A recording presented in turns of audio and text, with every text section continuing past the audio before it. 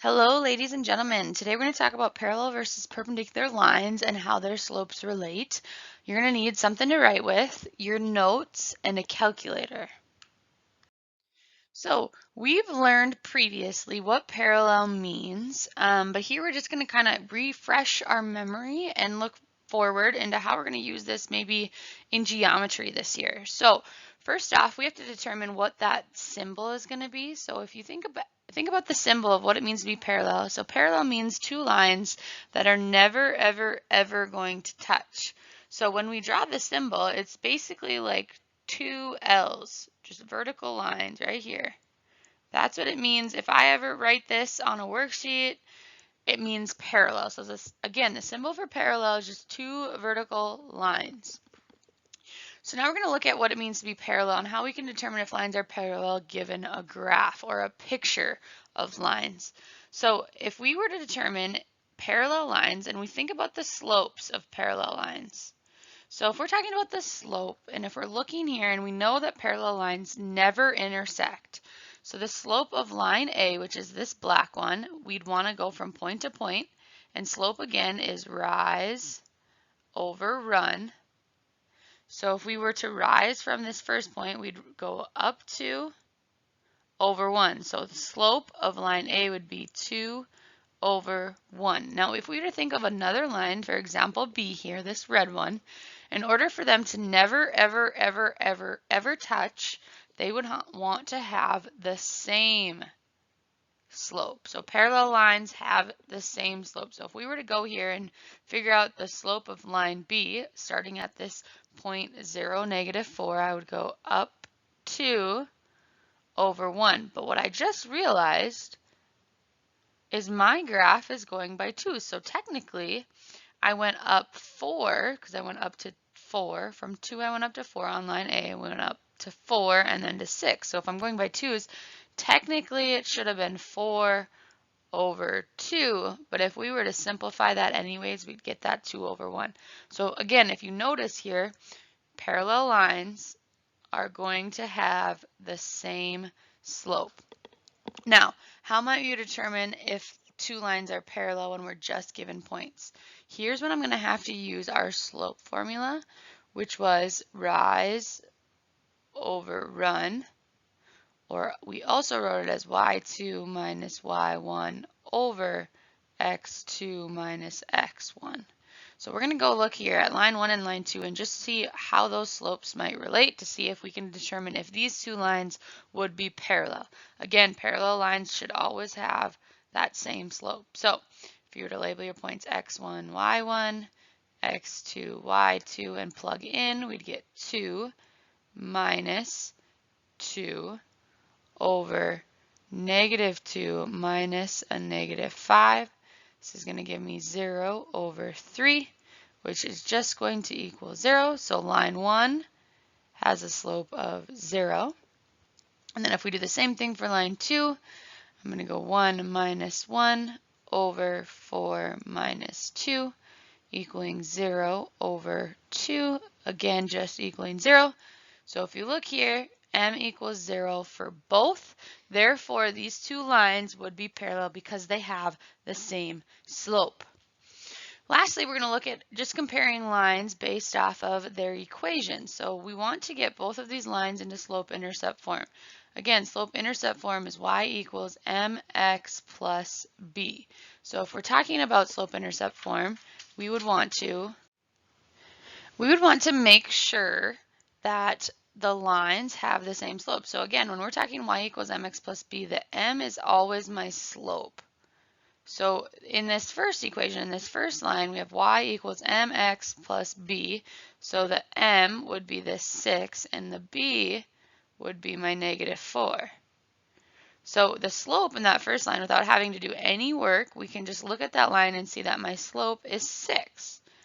Well, if I look at line 2 then, this one is not in slope-intercept form. So my first goal, if it's not in slope-intercept form, is to convert it to slope-intercept form. So that would mean just to solve for y and get that y all by itself.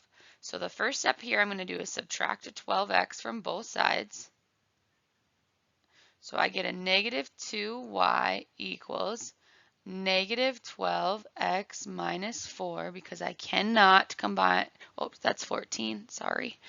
I cannot combine the x's with the numbers, so I put the x's out front just because in y equals mx plus b, the x's come first. Lastly, y is not quite alone yet, so I'm going to divide everything by a negative 2.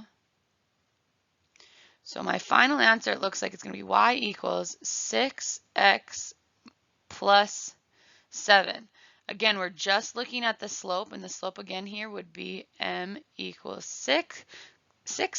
So if you look again, m's are equal, my slopes are equal, therefore these two lines would be parallel.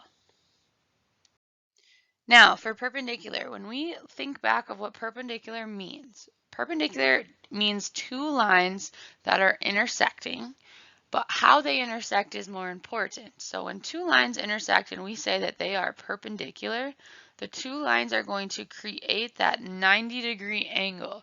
So the symbol we use for perpendicular, and I might use this on worksheets, is an upside down capital T. So if we were to look at the slopes then of perpendicular lines are, let's just kind of look at how this might turn out. If we look at this graph, I'm going to tell you that these two lines are perpendicular. So let's find the slope of line A. In this example, we weren't given 2 points necessarily, but I'm going to just pick 2 points. So I'm going to pick that point right there, and we'll go with that point right there. And again, if we notice, my graph is going by 2 again. So we're going to go up 4 over 2. So the slope of line A is 4 over 2, which simplifies to 2 over 1.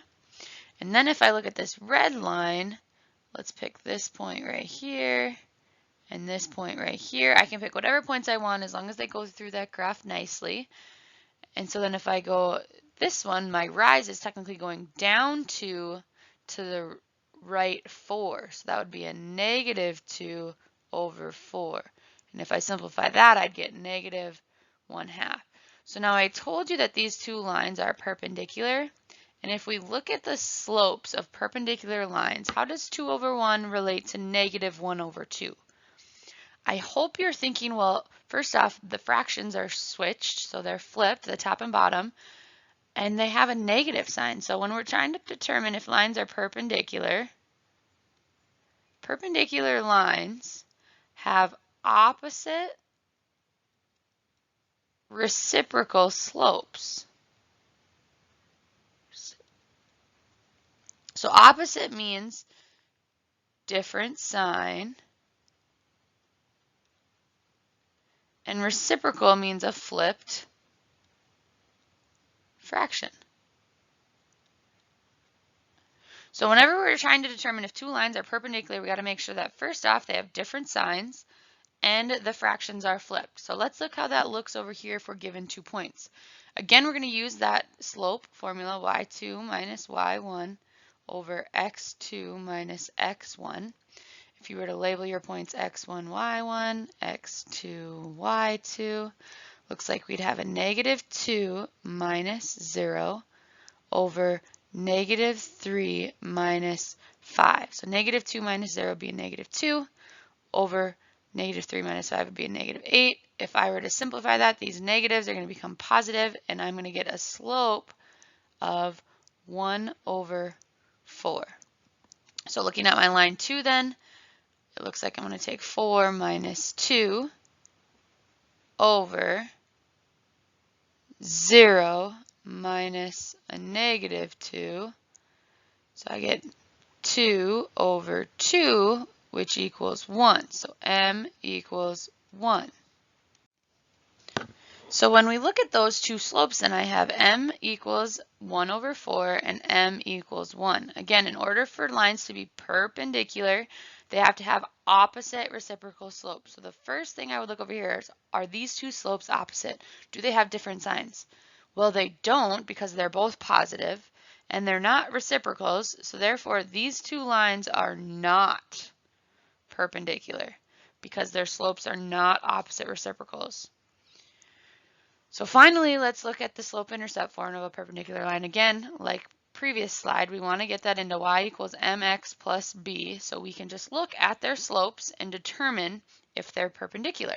So in the slope of line 1, since it's already in slope-intercept form, my slope here is going to be a positive 3.